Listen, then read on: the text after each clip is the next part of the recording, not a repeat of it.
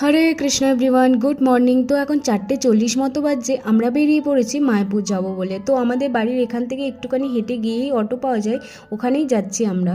তো এখানে দেখতেই পাচ্ছ আমার মুখ চোখ দেখে কতটা গরম পড়েছে।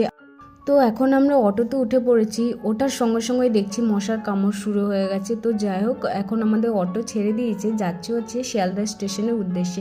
তো এখন আমরা শিয়ালদা স্টেশনে পৌঁছে গেছি, এসেই ট্রেনে উঠে পড়েছি। আর ট্রেনের জানলা খোলা হয়নি, তার জন্য আরও বেশি গরম করছিল। তো যাই হোক, একটুখানি বসে আবার জব শুরু করে দিয়েছি। তার কারণ হচ্ছে তাড়াতাড়ি জব কমপ্লিট না করলে মায়াপুরে গিয়ে ঘুরতে পারবো। তো এখন দেখতেই পাচ্ছ ট্রেনটা গঙ্গার ওপর দিয়ে যাচ্ছে, আর গঙ্গার এত সুন্দর হাওয়া, মন পুরো জুড়িয়ে গেল। তো যাই হোক, এখন আমরা নবদ্বীপ স্টেশনে নেমে পড়েছি। স্টেশন থেকে বেরিয়ে টোটো করে আমরা যাচ্ছি হচ্ছে নবদ্বীপ ঘাটে।